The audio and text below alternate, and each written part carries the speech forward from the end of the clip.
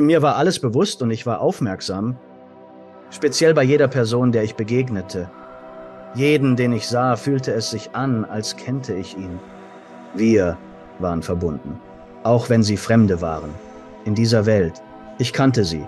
Ich kannte ihre Liebe, ihren Hass, ihre Beweggründe, ihre Herausforderungen, ihre Entscheidungen. Ich kannte sie. Und das war alles. Umhüllt von absoluter bedingungsloser Liebe.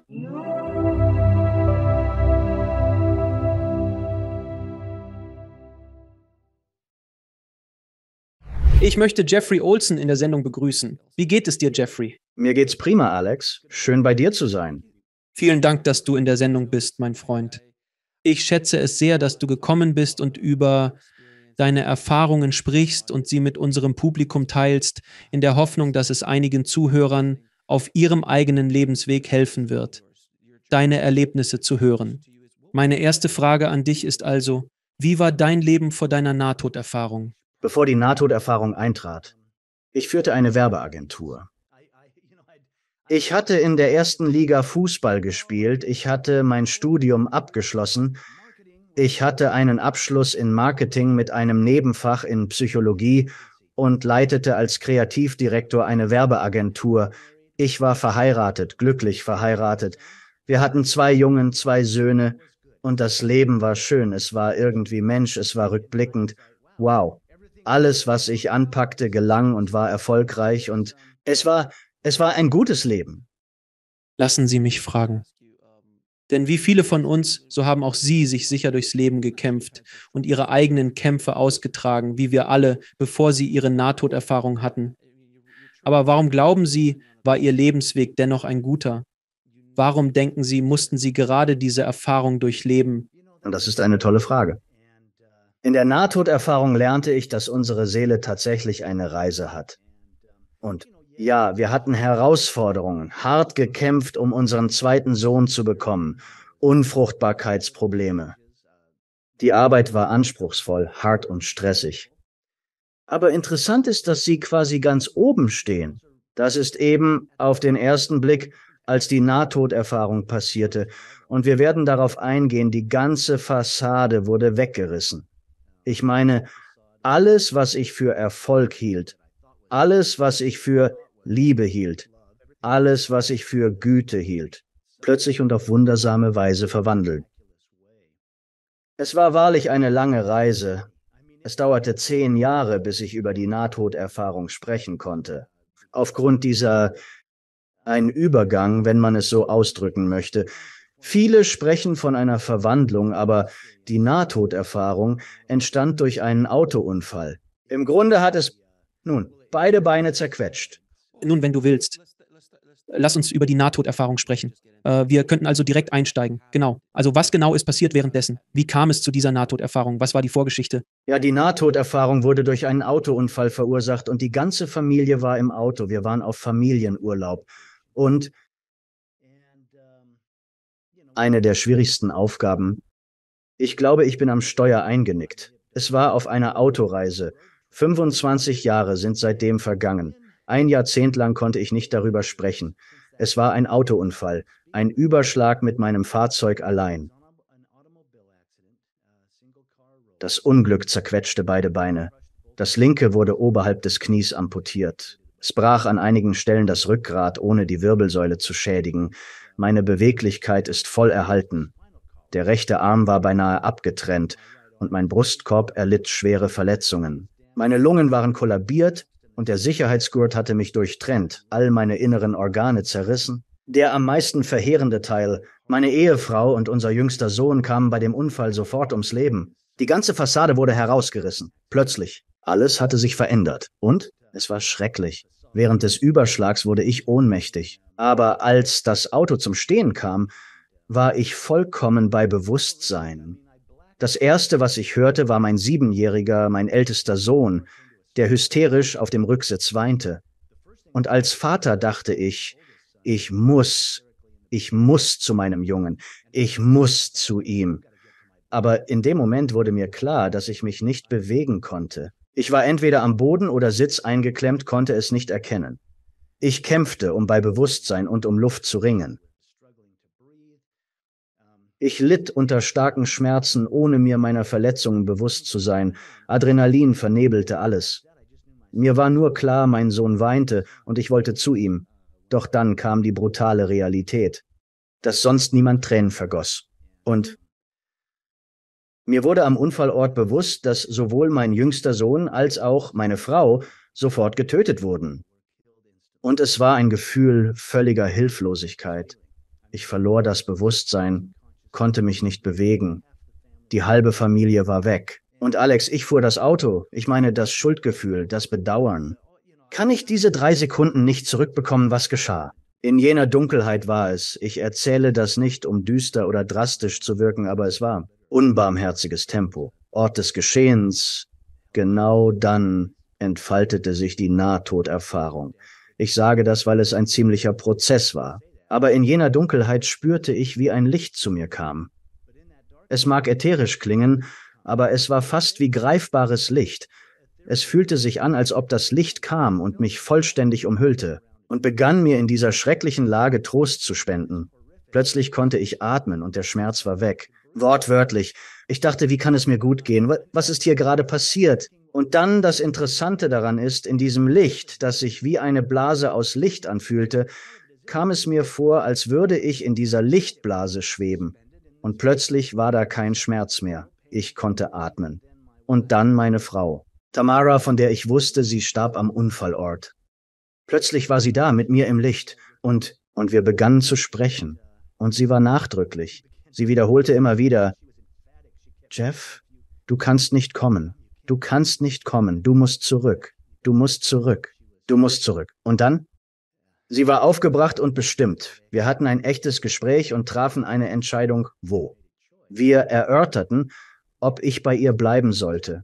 Unser ältester Sohn, Überlebender des Unfalls, war seelisch angeschlagen, körperlich jedoch unversehrt.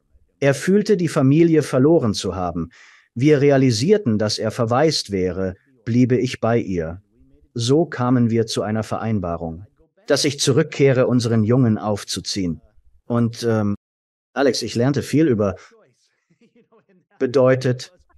Da stand ich, sah die Frau an, die ich mehr als alles liebte, und wusste, ich hatte einen kleinen Jungen im Auto zurückgelassen. Wir entschieden, dass ich zurückkehren und unseren Sohn aufziehen würde. Und das war interessant. Ich brauchte nicht zu wissen, wie ich zurückkehren sollte. Wir unterschätzen die Macht unserer Gedanken. Ich meine, die Absicht, okay, ich gehe zurück.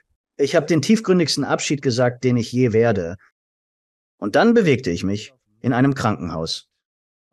Frei im Krankenhaus umhergehend. Wenn ich sage, ich war außerhalb meines Körpers, in der Lichtblase hatte ich, wenn man so will, kein Zeitgefühl. Später erfuhr ich vom Eintreffen der Leute am Geschehensort. Spencer, mein 7-Jähriger, war ziemlich mitgenommen. Er hatte Rippenprellungen und ein gebrochenes Handgelenk. Wegen meiner schweren Verletzungen musste ich aus dem Wagen befreit und per Hubschrauber in ein nahegelegenes Traumazentrum der Stufe 1 geflogen werden. Davon wusste ich nichts. Mir war nur bewusst, dass wir einen Unfall hatten und ich einen tiefgründigen Abschied genommen hatte. Und dort befand ich mich, schlenderte durch die langen Flure des Krankenhauses und kreuzte die Wege von Ärzten, Krankenschwestern, Patienten und ihren Angehörigen. Ich war mir allem bewusst und aufmerksam. Speziell bei jedem Einzelnen, dem ich begegnete. Ich meine, jeder, den ich sah, es war, als würde ich sie kennen. Wir waren verbunden, obwohl sie Fremde waren. In dieser Welt kannte ich sie. Ich kannte ihre Liebe, ihren Hass, ihre Beweggründe, ihre Herausforderungen, ihre Entscheidungen. Ich kannte sie und das war alles. Umhüllt von dieser absoluten, bedingungslosen Liebe. Ich sah jeden auf andere Weise.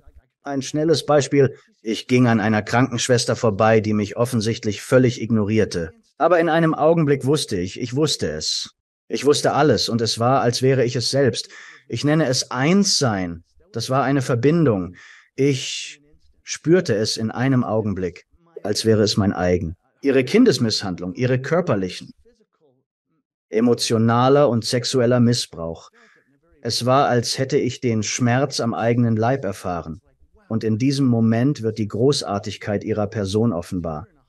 Sie ist hier in diesem Krankenhaus um zu dienen und zu heilen. Ich wusste all das, aber es gab kein Urteil, es gab keinen Vergleich.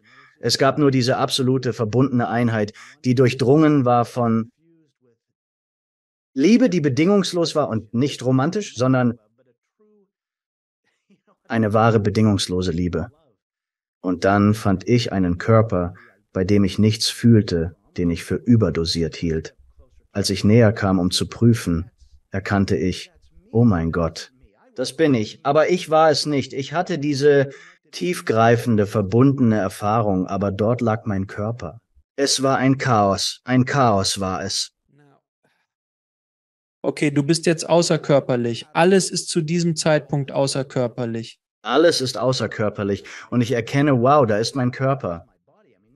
Das heißt, ich meine, schwebst du oder stehst du? Es war, als könnte ich mich völlig frei bewegen. Beim Gehen spürte ich weder meine Füße noch den Boden, doch es schien, als bewegte ich mich frei. Dann die Erkenntnis, das ist mein Körper. Eine tiefe Traurigkeit. Ich erkannte, dass ich meinen Körper stets für selbstverständlich hielt. Und da kam die Erkenntnis. Ich dachte, wow, was für ein Wunder der Körper ist. Eine wunderbare Maschine. Ich muss mein Herz nicht zum Schlagen, meine Lungen zum Atmen anhalten oder meinen Augen das Sehen beibringen. Ich betrachtete diese gebrochene Masse. Und der Gedanke, ich muss da wieder rein. Ich habe einen Deal gemacht, ich muss da wieder rein. Und das Zerbrochene daran. Es herrschte tiefe Traurigkeit und Erkenntnis, wow, welch Wunder unser Körper ist. Doch meiner ist kaputt, ich muss ihn reparieren. Und wieder einmal einfach. Unsere Gedanken, unsere Absichten, ich musste nicht herausfinden, naja, wie komme ich wieder rein? Sobald ich diese Entscheidung traf, ich gehe zurück. Boom, ich fand mich erneut im Körper wieder, umgeben von der Schwere, dem Schuldgefühl, Bedauern, Schmerz und dem Trauma. Ich wurde beatmet, ein großer Schlauch in meiner Kehle, der für meine Lungen atmete. Meine Beine waren unbeweglich. Mein rechter Arm war unbeweglich. Schließlich fesselten sie meinen linken Arm, weil ich ständig nach der medizinischen Ausrüstung griff. Aber ich war wieder im Körper, zurück mit Schmerz, Trauer und Trauma. Dass es schien, als sei ich getrennt von dem Moment, als ich außerhalb meines Körpers war mir bewusst, was passierte, aber es war eine andere Erfahrung, als im Fleisch zu sein. War das im Wesentlichen das Ende deiner spirituellen Nahtoderfahrung, als du in deinen Körper zurückkehrtest? Oder ging danach noch etwas weiter? Nein, es ging weiter. Und es war interessant. Ich war fast 5 Monate im Krankenhaus.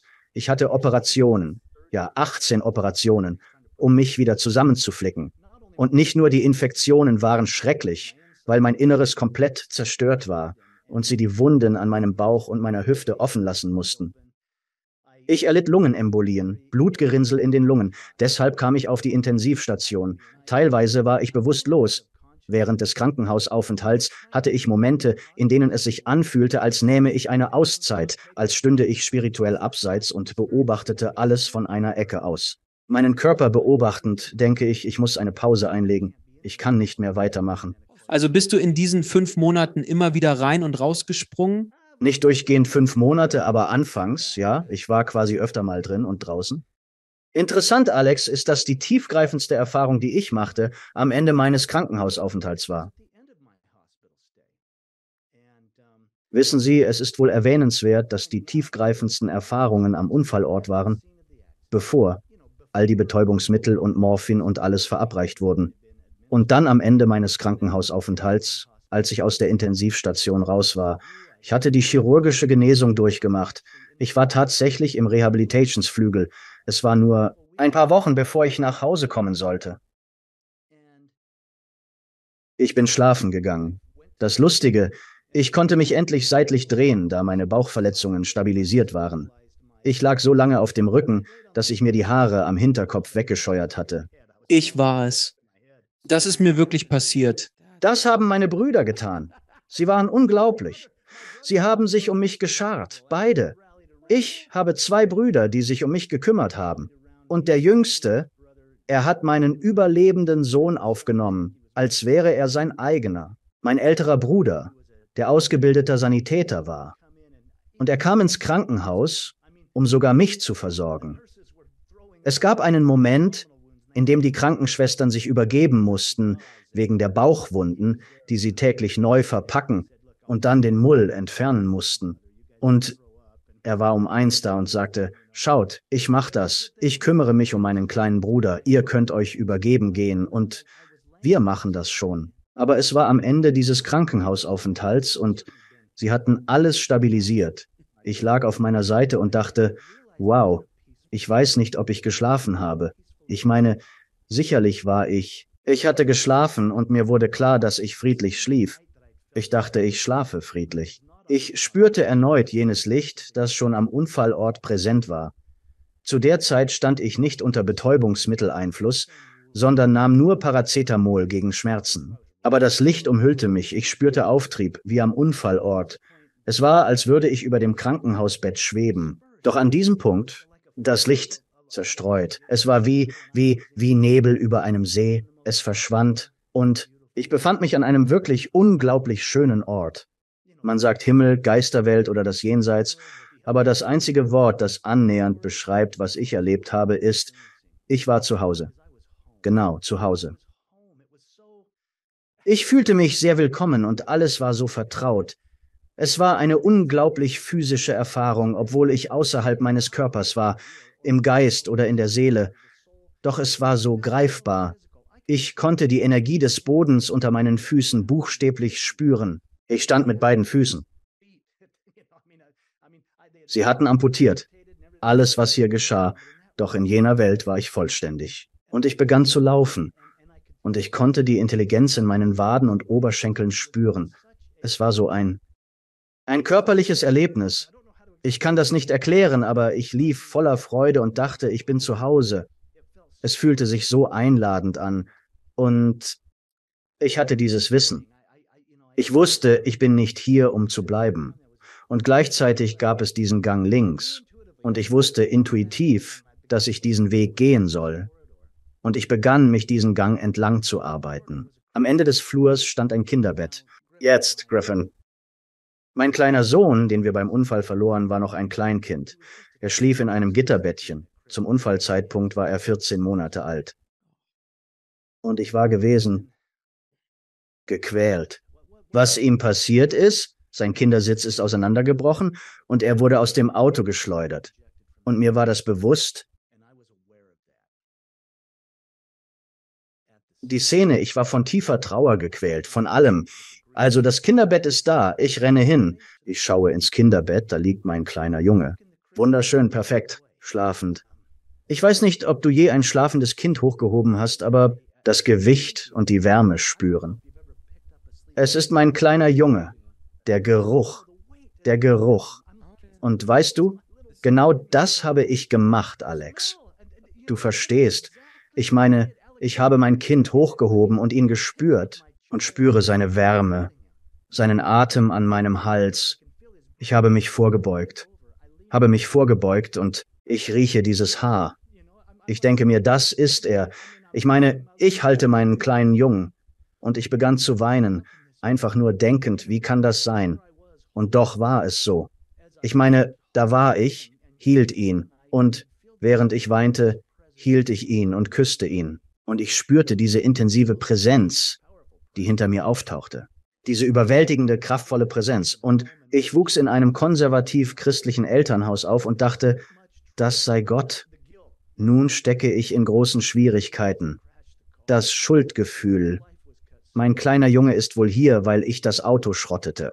Sein Leben endete früh, weil ich irgendwie übersteuert oder Kontrolle verlor. Und diese Präsenz kommt näher und näher und näher und ich habe sie so nah gespürt. Und ich habe mich nicht getraut, mich umzudrehen. Und ich halte mein Kind und mir kommt der Gedanke. Ich hoffe, es gibt einen Weg zur Vergebung. Und bei diesem Gedanken, und das fühlte sich auch fast körperlich an, ich spürte, wie göttliche Arme uns umfingen und mich mit meinem kleinen Jungen hielten. Und plötzlich war der Deckel weg. Es war einfach so Platzregen aus Liebe und Frieden. Und der erste Gedanke, der mir kam, war die Hoffnung auf Vergebung. Die Verständigung war so klar, sie ging über Worte hinaus. Mir wurde gesagt, es gibt nichts zu vergeben. Alles steht in perfekter göttlicher Ordnung. Ich halte mein Kind im Arm, Tränen fließen und ich denke bei mir, wie ist das möglich? Und dann, ich erlebte, was man Lebensrückschau nennt. Mein Leben zog vor mir vorbei. Die Scheidung meiner Eltern und die daraus resultierenden Unsicherheiten wurden sichtbar.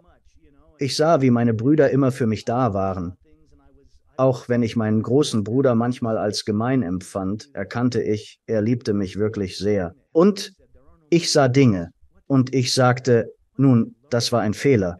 Das wollte ich nicht tun.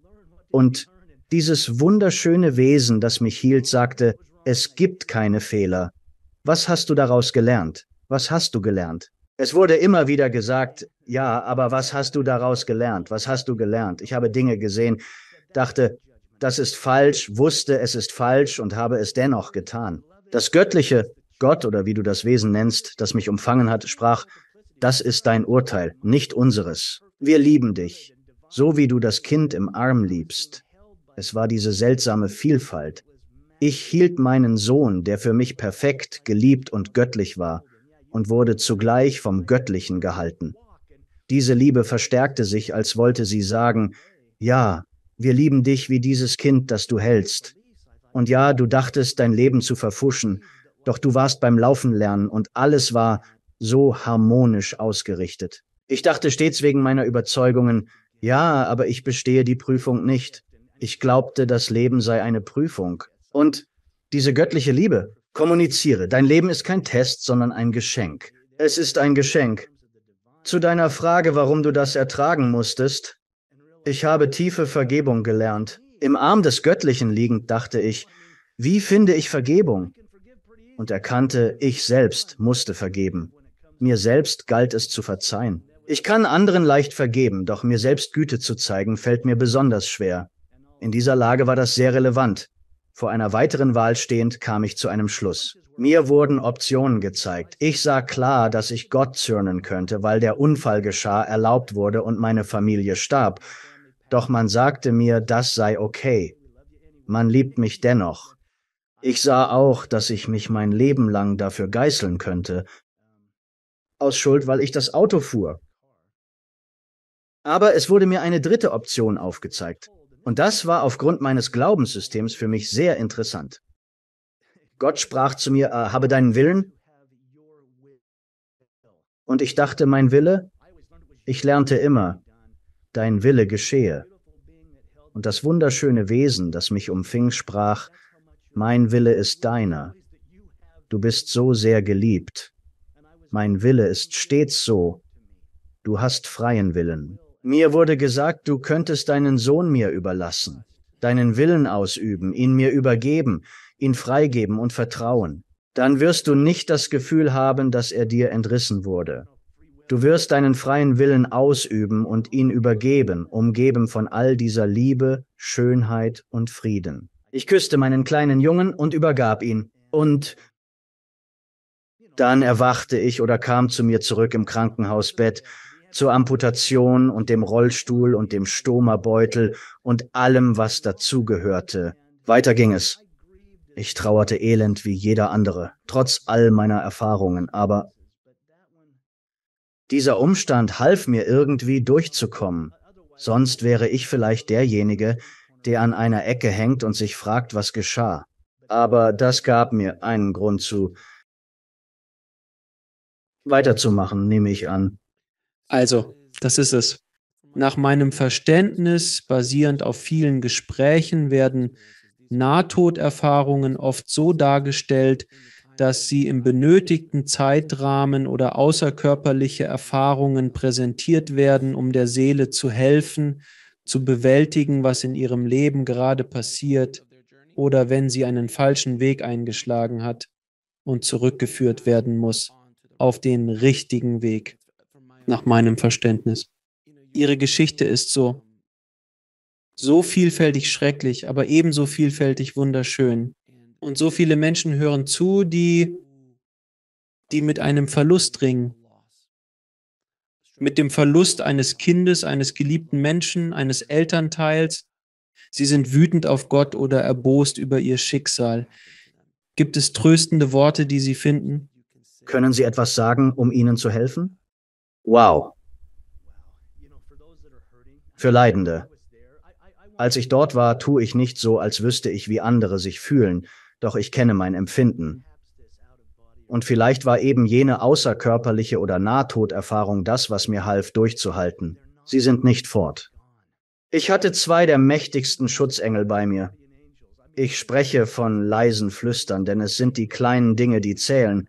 Es geht nicht um Blitz und Donner auf dem Berg, aber meiner Erfahrung nach ist der Tod nicht das Ende. Sie gehen niemals verloren. Sie sind bei uns. Sie werden unsere Schutzengel. Sie passen auf uns auf und wachen über uns. Du weißt, mein 7-jähriger Sohn Spencer, der den Unfall überlebt hat, er hatte keine Nahtoderfahrung.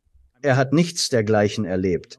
Ich meine, er hat wirklich keinerlei Erinnerungen daran. Weißt du, es ist, als ob, Junge, Mama weg ist, mein Bruder weg, mein Papa nie wieder der gleiche sein wird. Und dennoch gibt es immer Licht. Tatsächlich haben Spencer und ich kürzlich ein Kinderbuch herausgebracht. Er ist jetzt ein erwachsener Mann, verheiratet und hat seine eigene große Liebe gefunden. Es heißt Wo bist du? Und ist aus Sicht eines 7-Jährigen verfasst. Von was? Und es ist wirklich ein wunderschönes Buch. Er hat hervorragende Arbeit geleistet. Es spricht jeden an, der jemanden vermisst. Und er erkennt, dass sie in mir weiterleben. Und ich ehre sie in der Art, wie ich mein Leben führe. Und sie sind direkt da.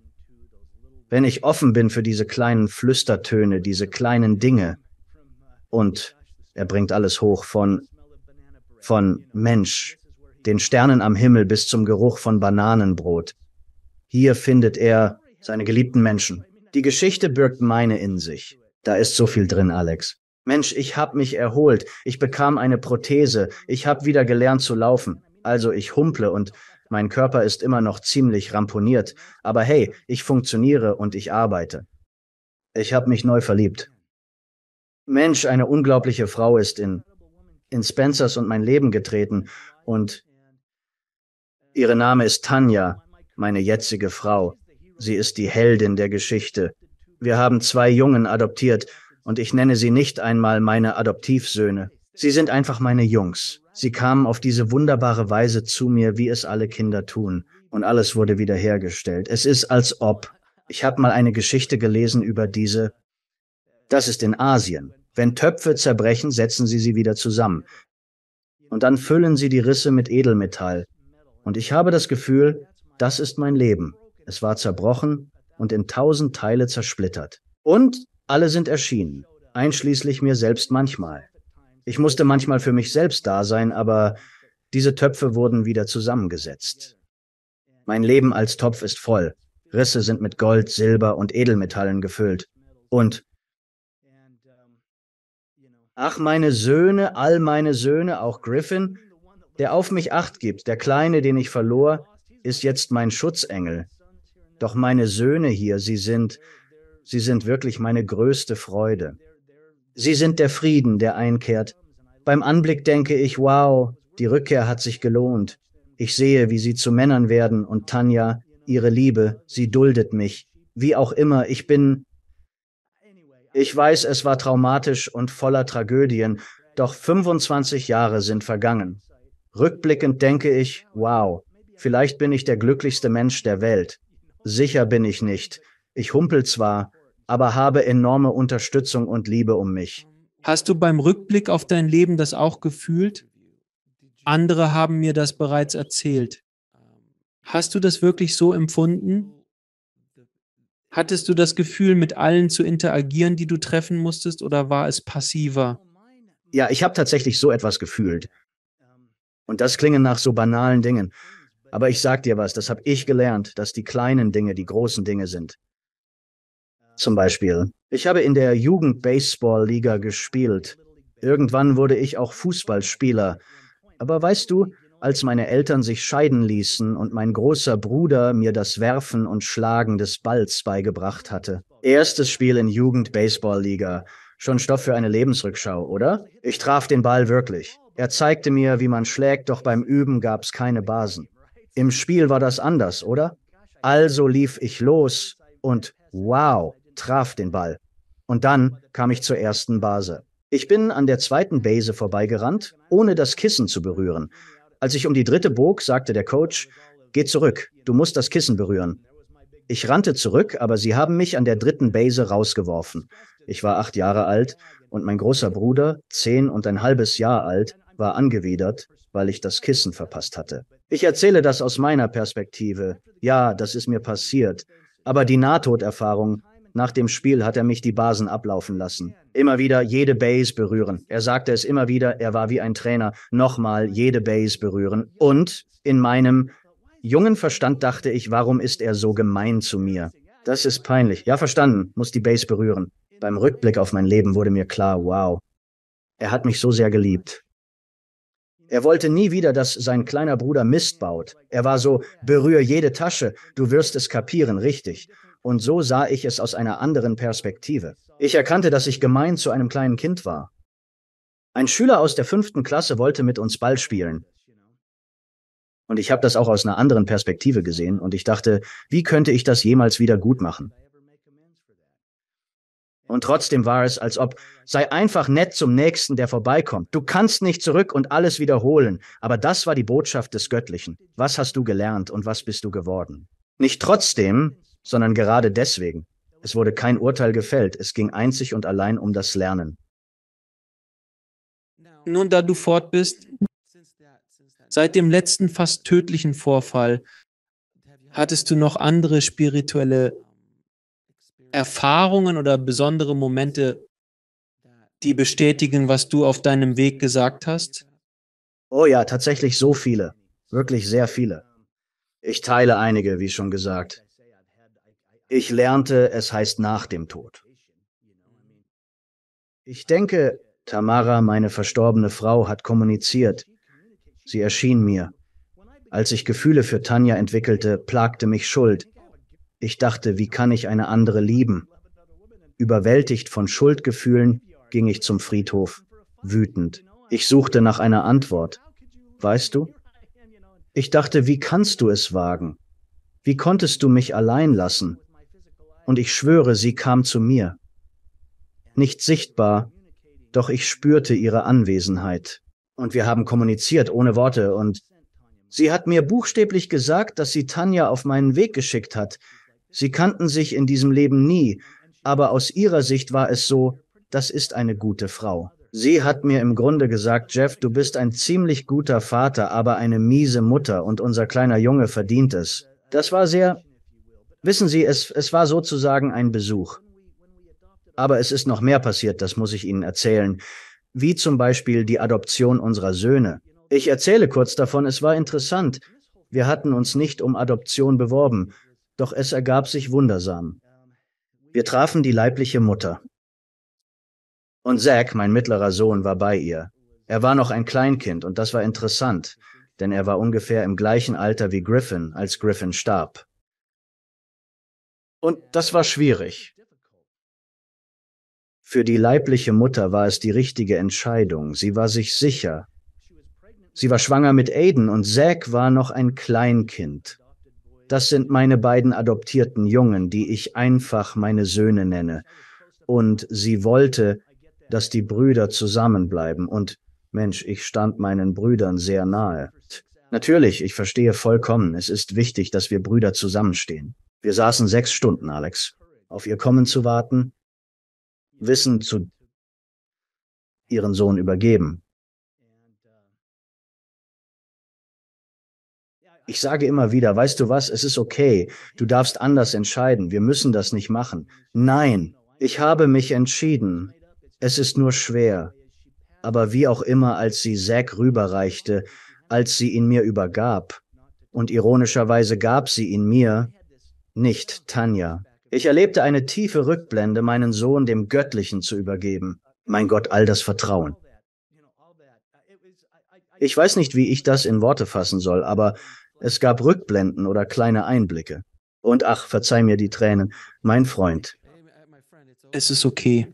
Ich fühle mich gut, hatte schon ein paar Springen raus, wie wir besprochen haben. Ja, aber die kleinen Dinge im Leben sind tatsächlich große, wirklich bedeutende Dinge.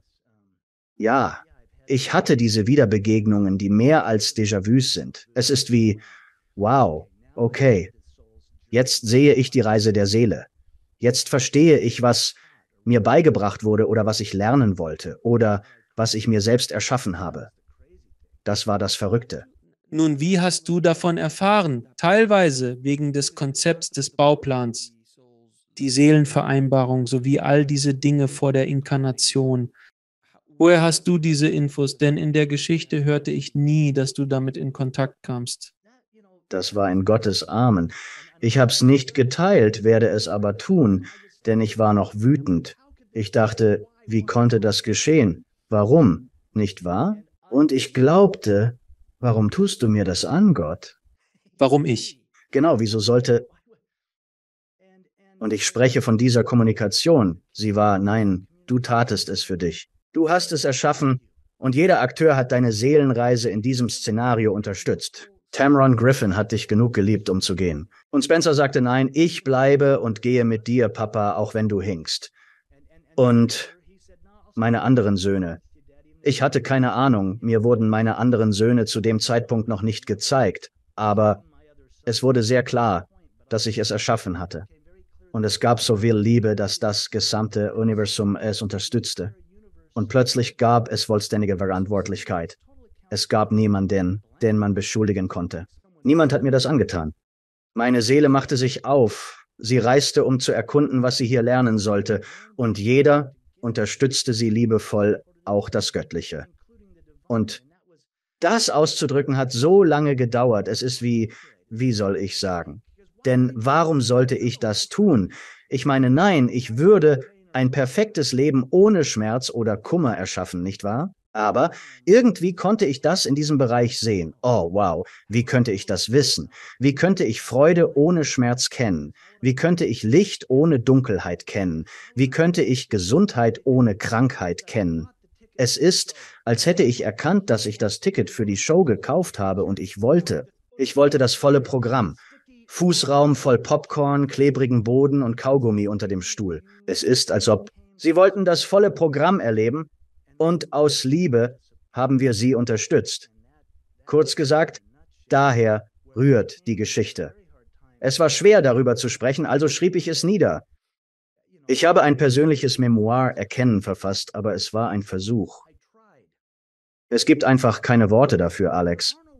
Ich könnte hier sitzen und einfach vor mich hinreden, aber ich weiß wirklich nicht, wie ich es in Worte fassen soll. Das Erkennen, die Einsicht, die in den Armen des Göttlichen kam, und das buchstäblich in einem einzigen Augenblick, es ist wie, oh, wow, okay, aber ich brauchte 1 Jahrzehnt zur Verarbeitung. Meine Überzeugungen wurden umgekrempelt, von innen nach außen gekehrt. Dennoch verwandelten sie sich buchstäblich in festes Vertrauen. Es steckte voller Liebe, die ich erst beim Erleben wirklich erkannte. Jetzt ist es so, wow, wenn ich das in meinem Leben oder im Leben anderer in kleiner Weise manifestieren kann, vielleicht wenn ich einen Fremden auf der Straße anlächle, könnte es seinen Tag verändern. Und das könnte das Wichtigste sein, was ich an einem Tag tue, oder? Nun darf ich Sie fragen, weil es gibt viele Menschen, die beim Planen diesen Gedanken haben, plötzlich da. Es ist schwer zu verstehen, warum sollte jemand bitten, das zu erleben, was ihm widerfahren ist? Warum um Missbrauch bitten? Warum um Schmerz und Leid bitten? Warum darum bitten, Verlust zu erleiden oder einen Liebsten zu verlieren? Warum sollte man darum bitten? Warum sollte man so etwas planen? Gibt es etwas, das Sie den Zuhörern sagen können, das vielleicht erläutert und den Menschen Trost oder Verständnis für die Reise der Seele geben kann? Ich gebe mein Bestes. Hier ist meine Weisheit, nun da ich alt und grau bin. Erfahrung ist der einzige wahre Lehrer. Ja, Erfahrung ist der einzig wahre Lehrer. Ich denke an meine Fußballzeiten zurück. Alles konnte am Whiteboard geplant werden, jeder Zug ein Touchdown, den ganzen Tag. Aber erst auf dem Feld merkst du, wie schnell ein 40-Yard-Sprint ist und wie groß ein 104-Kilo-Running-Back wirklich ist. Dann ist es, als würde man sagen, okay, jetzt verstehe ich. Wir hatten zwar einen Plan und dachten, ja, das tun wir, es wird großartig. Doch erst durch eigene Erfahrung, und Erfahrung ist der wahre Lehrer, erkennen wir die Realität. Und dennoch, ich arbeite mit indigenen Völkern, mit Native Americans, und sie nennen das die Illusion. Oh ja, tritt ein in die Illusion, um zu erfahren, was wir nicht sind, damit wir irgendwie das umarmen können, was wir wirklich sind, nämlich göttlich und ewig. Und das war sehr offensichtlich bei meiner Nahtoderfahrung. Ich war ewig. Das waren lediglich ein paar Akten. In einem Schauspiel, das meine Seele derart erweitern würde, dass nichts anderes es auf diese Weise könnte.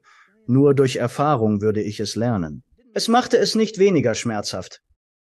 Aber ja, ich glaube, Erfahrung ist der einzig wahre Lehrmeister. Liebe ermöglicht es uns, Dinge zu erleben. Wie Mike Tyson sagte, wir alle haben einen Plan, bis wir ins Gesicht geschlagen werden. Ja, genau dann sage ich das. Ja, man wird getroffen und ich wurde es auch. Wir alle werden es. Jeder kriegt seinen. Jeder. Jeder kriegt sein Fett weg. Jeder. Egal wie perfekt jemandes Leben in der Instagram-Welt oder in der Welt der sozialen Medien erscheinen mag. Ich verspreche es dir. Jede einzelne Person wird irgendwie getroffen. Sie könnten Milliardäre sein und trotzdem Probleme haben oder arm wie Kirchenmäuse und doch glücklichste Menschen auf Erden. Alles ist relativ. Wir alle erleben Dinge. Das ist der Grund unseres Daseins.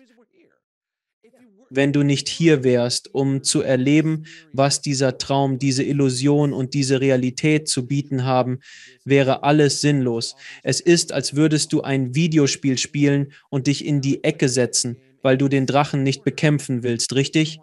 Du sitzt nur da und denkst, nein, ich bleibe hier. Man fragt sich, was machst du da?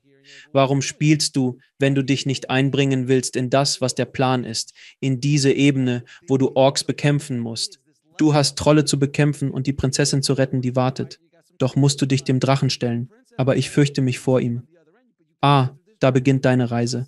Das ist der Weg, den du gehen und die Herausforderung, die du bezwingen musst. Und jetzt gehe ich vielleicht noch tiefer. Es ist nicht der Drache, den du besiegen musst, sondern die Angst. Der Drache ist nur da, um dir dabei zu helfen, diese Angst zu überwinden. Einverstanden? Ich liebe es, Alex. Eine wunderschöne Analogie. Vielleicht sind wir alle in einem großen Videospiel, ja. Die Höhle, die wir fürchten, birgt den Schatz, den wir suchen. Joseph Campbell. Ja, genau an diesem Ort. Ja, genau hier änderte sich alles für mich. Das könnte nützlich sein, denn ich stellte viele Warum-Fragen. Warum ich? Warum jetzt? Warum beide? Warum das Bein? Warum nur warum? Als ich Warum in Was-Fragen umwandelte, was lerne ich? Wie wächst meine Seele? Wie nutze ich das, um anderen zu helfen? Da hat sich was verändert. Als ich begann, den Fokus von mir auf andere zu richten, und das ist der Punkt, brauchte es Zeit. Wir sollten nicht so tun, als ob nach meinem Unfall und der Nahtoderfahrung sofort alles gut war. Nein, ich hatte diesen Unfall, hatte die Nahtoderfahrung und ich trauerte zutiefst und fand schließlich meinen Weg daraus, machte dabei allerlei dumme Fehler und traf schlechte Entscheidungen. Und dennoch, wir haben das Spiel und das Level gemeistert. Level geschafft. Wir haben einen Boss besiegt und dann erschien der nächste. Danach kam noch ein weiterer. Ja, genau aus diesem Grund sind wir hier, um genau dieses Spiel zu spielen. Ja, ich habe diesen Vergleich in der Sendung schon so oft verwendet, weil ich wirklich denke, dass er perfekt zum Videospiel passt. Wenn du der Avatar im Spiel, wenn du Mario, wenn du Link oder Zelda bist, der gegen die Drachen kämpft. Es gibt Spieler hinter den Kulissen, wer das Spiel spielt und du bist der Avatar. Und dieser Spieler ist in meiner Analogie die Seele, die sich entschieden hat, dieses Spiel zu spielen. Und dann begibst du dich in viel tiefere Gewässer, sowie dass dieser Spieler auch gleichzeitig ein anderes Spiel spielen könnte. Und das ist ein ganz anderes Gespräch. Das war die Weite, außerhalb des Bereichs. Aber wunderschön. Was, wenn ich nur der Avatar bin, nicht wahr? Wer weiß? Ich sage, Gott, ein wunderschönes Wesen hielt mich. Ich traute mich nicht umzudrehen. Mein Glaube machte mir Angst. War es vielleicht mein höheres Selbst? Ich weiß es nicht. Aber ja, wenn wir schon im Spiel sind, ein Avatar unseres ewigen höheren Selbst. Göttliches Selbst. Wenn dem so ist, könnte dies die Perspektive sein, bei der wir sagen, okay, wir meistern diese Ebene. Und irgendwie gelingt es uns, wenn wir durchhalten. Und das ist interessant, denn ich weiß, du und ich sind ungefähr gleich alt. Ich glaube, du bist ein bisschen älter als ich, aber wir kennen beide Zelda und Mario. So viel steht fest. Ich kenne diese Person, ja. Ja, genau. Und was dann? Später im Spiel konntest du deinen Spieler ändern, sodass du als Mädchen mit Waffen auftreten, als Ork spielen oder als Kerl sein konntest und du wählst den Avatar aus. Du willst das Spiel erleben, also überlegst du in vielerlei Hinsicht, möchte ich das als Mädchen erleben, möchte ich das als Junge erleben, möchte ich das erleben, als wäre ich pleite, oder möchte ich das mit allem Geld der Welt und allen Waffen und Spielzeugen, die ich haben möchte, erleben, oder möchte ich von vorne anfangen? Die Analogie trifft wirklich genau auf das zu, was wir gerade durchmachen. Es ist, als würde Zelda in eine Höhle gehen, dort ihr Ende finden, und das ärgert sie zutiefst.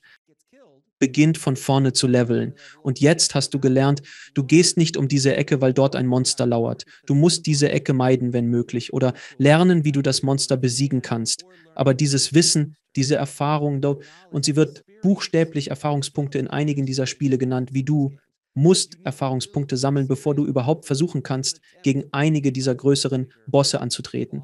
Also ich möchte nicht zu tief in den Kaninchenbau der Videospielanalogie hinabsteigen. Aber es ist die perfekte Analogie. Vielleicht liegt es daran, dass unsere Psyche so ist und wir nicht als Menschen geboren werden. Deswegen gehen wir so darin auf, denn das ist wieder nur eine andere Darstellung dessen, was wir in Wirklichkeit tun. Wir sind hier, erleben uns selbst als nicht wir selbst, und dennoch lernen wir. Auf einer höheren Ebene, durch Erfahrung, die unsere Seele erweitert. Sie haben bereits erwähnt, dass Ihr Glaubenssystem, Ihre religiösen Überzeugungen, hat Sie quasi durch diesen Prozess geführt, im Sinne von, ich möchte mich gar nicht umdrehen, weil, ist das Jesus? Ist das Gott? Das ist ein großer Mann. Ich kann mich nicht umdrehen.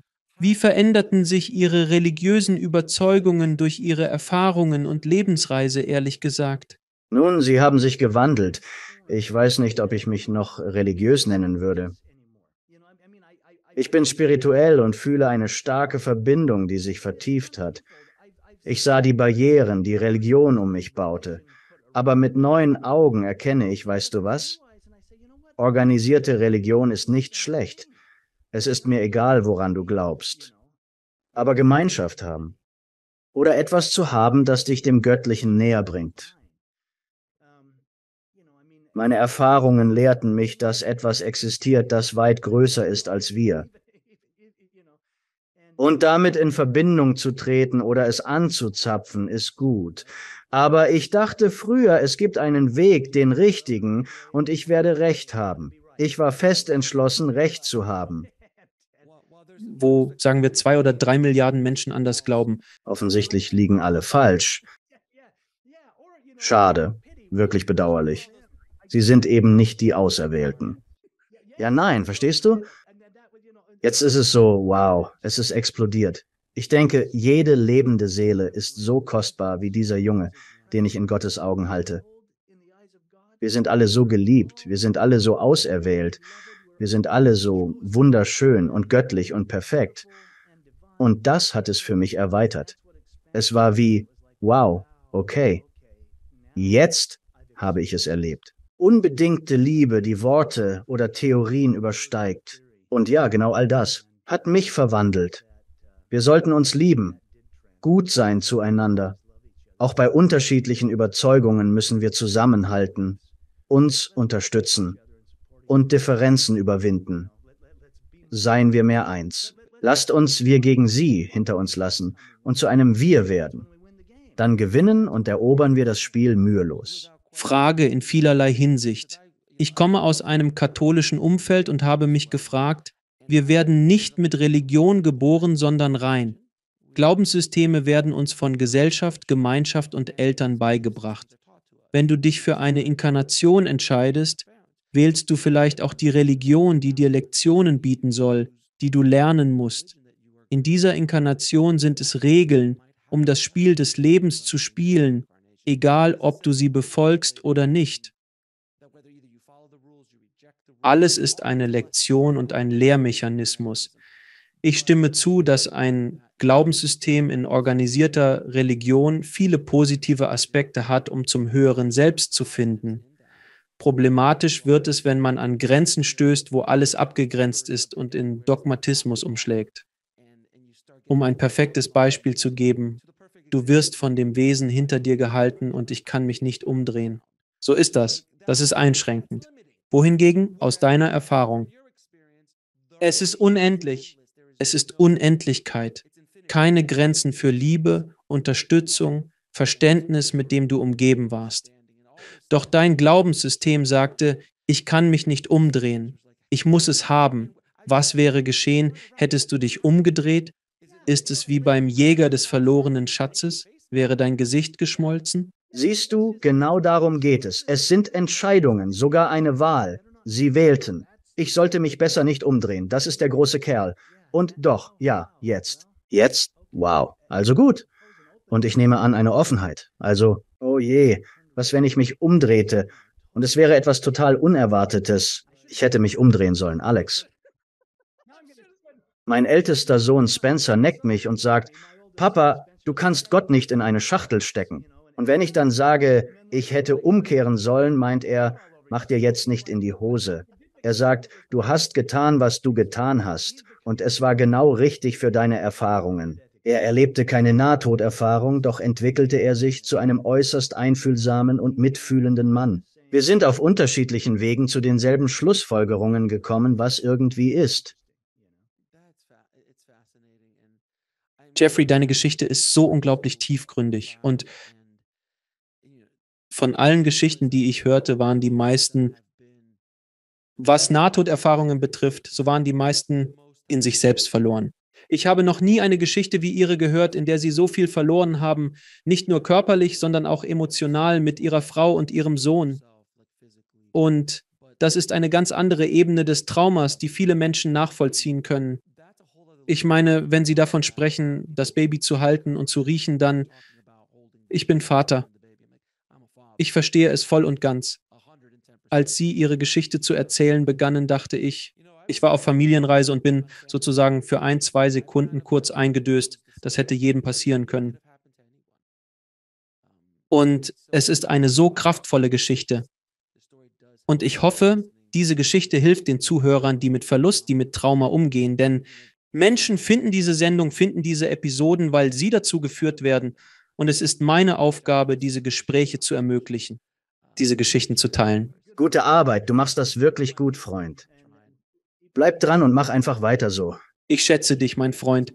Ich werde dir ein paar Fragen stellen. Die stelle ich all meinen Gästen. Was ist deine Definition von einem guten Leben? Wow, ein gutes Leben führen. Freundlich sein, glücklich sein. Man sagt ja, dein Leben wurde sicher aus einem tiefgründigen Grund verschont. Und ich sage ja, genau, um mit meinem Sohn Ball zu spielen und einen weiteren Sonnenuntergang zu erleben. Ja, ein gutes Leben bedeutet, das gewählte Leben zu führen. Ein Leben wählen, es annehmen und genau das sein. Wie definieren Sie Gott?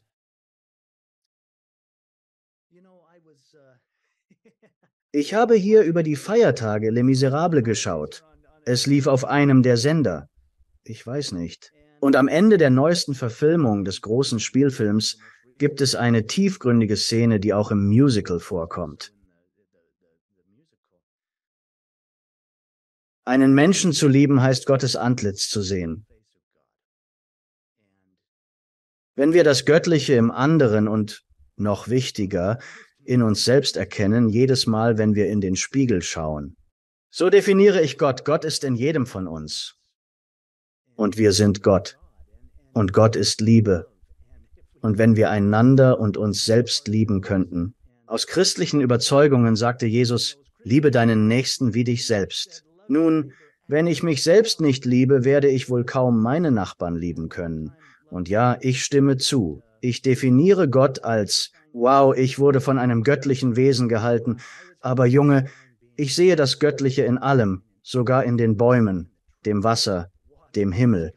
Aber besonders, wenn ich. Alex, ich kann durch Zoom hindurch sehen, ich sehe dein Herz und was du tust und was du erschaffst. Das ist für mich göttlich, mein Bruder. Das ist göttlich. Ich schätze das sehr, mein Freund. Und die letzte Frage, was ist der eigentliche Sinn des Lebens? Uns zu erinnern, wer wir sind. Uns ins Bewusstsein zu rufen, dass wir göttlichen Ursprungs sind. Du sprichst von Neugeborenen. Ach, sie kommen in Vollkommenheit. Sie bringen so viel Licht. Wenn du je in einem Raum warst, wo ein Baby geboren wurde, nun, wir alle waren, denn wir waren im Raum, als wir geboren wurden. Ich erinnere mich nicht daran. Ich erinnere mich nicht an meine eigene Geburt, aber die anderen, die bleiben mir in Erinnerung. Wir kommen aus Liebe und Vollkommenheit. Der Sinn des Lebens ist es, sich daran zu erinnern, dass wir das sind, egal was wir erleben. Und sich daran zu erinnern, die Teile wieder zusammenzusetzen und es anzunehmen. Bei meiner Nahtoderfahrung wurde mir nur eine Frage gestellt und die Frage war, in welchem Maße hast du gelernt zu lieben? Das war die einzige Frage. Es gab kein Urteil, nur eine Frage. In welchem Maße hast du gelernt zu lieben? Ich nehme an, der Lebenssinn ist, sich zu erinnern, dass wir Liebe sind und danach zu leben.